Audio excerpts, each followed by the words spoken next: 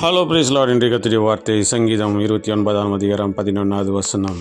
கர்த்தர் தமது ஜனத்திற்கு பெலன் கொடுப்பார். பிரியமானவர்களே, ஆண்டவர் சொல்லியிருக்கிறார், நான் என் ஜனத்திற்கு பெலன் கொடுப்பேன் என்று. அந்த வசனம் முழுவதும் பார்க்கும் பொழுது கர்த்தர் தமது ஜனத்திற்கு பெலன் கொடுப்பார், கர்த்தர் தமது ஜனத்திற்கு சமாதானம் அருளி அவர்களை ஆசீர்வதிப்பார் என்று.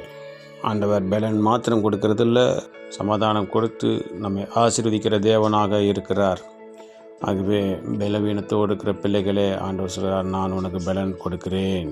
மனதளவில் பலவீனத்தோடு இருக்கிற பிள்ளைகளுக்கு ஆண்டவர் தைரியத்தை கொடுக்க வல்லமையுள்ள தேவனாக இருக்கிறார்.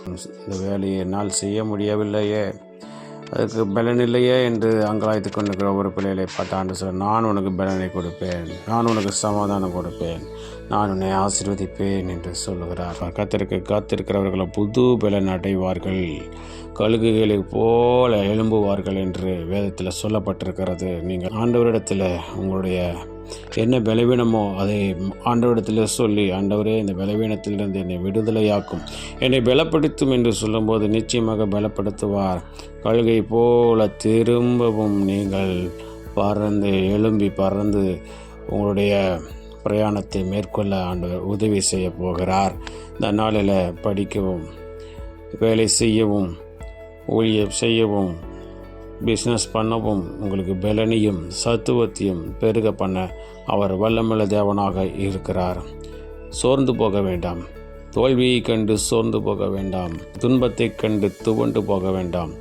மனதளவில் நீங்கள் தைரியம் கொள்ள வேண்டும். அதற்கு ஆண்டவர் உதவி செய்ய வல்லமையுள்ள தேவனாக இருக்கிறார். உங்களுடைய மனதை தைரியப்படுத்தவும், சரீரத்துக்கு பலனை கொடுக்கவும் ஆண்டவர் வல்லமையுள்ள தேவனாக இருக்கிறார். உங்களுடைய பாரங்களை எல்லாம் உங்களுடைய தலையில் வைத்து அதை தியானம் பண்ணாதபடிக்கு உங்களுடைய பாரங்கள், கவலைகள் எல்லாவற்றையும் ஆண்டவர் மேலே வைத்து விடுங்கள்.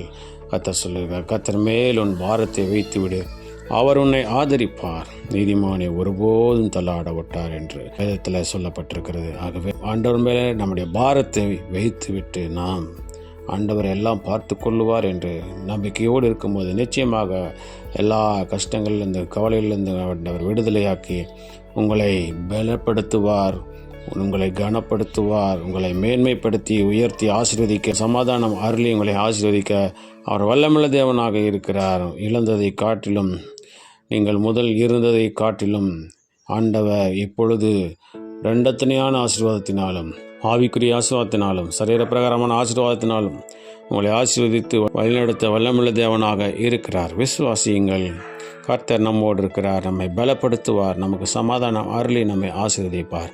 பிரார்த்தனை செய்வோம். எங்கள் அன்பை நேசிக்கிறதான பரலோகத்தின் தந்தையே, ஆஸ்வதிக்கப்பட்டதான இந்த நாளில் நீர் கொடுத்த முடிய வார்த்தைக்காக நன்றி செலுத்துகிறோம். பலனில்லாத பிள்ளைகளுக்கு பலனை கொடுங்க ஆண்டவரே. மனதளவில் தைரியம் இல்லாமல், பலன் இல்லாமல் இருக்கிறதான, பலவீனத்தோடு இருக்கிறதான ஒவ்வொரு பிள்ளைகளுக்கு நீர் உம்முடைய கரத்தை நீட்டி அவர்கள் பலப்படுத்துவீராக. உம்முடைய ஆவினாலே அவர்களை நிரப்புவீராக. ஆண்டவரே, உற்சாகப்படுத்தும் ஆவியானவர், பலப்படுத்துகிற ஆவியானவர் நிரப்புவீராக, ஆட்கொள்வீராக, ஆளுகை செய்வீராக. பலன் இல்லாத பிள்ளைகள் பலனை கட்டளையிடுவீராக. நீர் சொல்லியிருக்கிறீரே, உன்னுடைய பலவீனத்தில் என்னுடைய பலன் பூரணமாய் விளங்கும் என்று சொன்னீரே. பிள்ளைகளுடைய பலவீனத்தில் நம்முடைய பலன் பூரணமாய் விளங்கட்டும் ராஜா. நீரே நம்முடைய பிள்ளைகளோடு கூட கிதியோனை பார்த்து சொன்னீர், நீ உனக்கு இருக்கிற இந்த பலத்தோட போ, நான் உன்னோடு இருக்கிறேன் என்று சொல்லி அவரே கிதியோனை அனுப்பினது போல பிள்ளைகளை பார்த்து நீ சொல்லுகிற தயவுக்காக நன்றி செலுத்துகிறோம். கிதியோனுக்கு ஜெயத்தை கொடுத்தது போல பிள்ளைகளுக்கு ஜெயத்தை கொடுத்து நாமத்தை மயப்படுத்துங்க. இந்த நாளில் நாங்கள் செய்கிற வேலைகள், தொழில்கள், படிப்புகள், ஊழியங்கள், போக்குவரத்துகள் எல்லாவற்றிலும் உடைய கரம் கூர்ந்து பெரிய காத்து செய்து நாமத்தை மயப்படுத்த வேண்டுமா எங்களுக்கு காப்பாடுவிட்டு இயேசு கிறிஸ்துவின் நாமத்தின் மூலமாக கேட்டுக்கொள்கிறோம் எங்கள் ஜீவனுள்ள நல்ல பிதாவே. ஆமென், ஆமென்.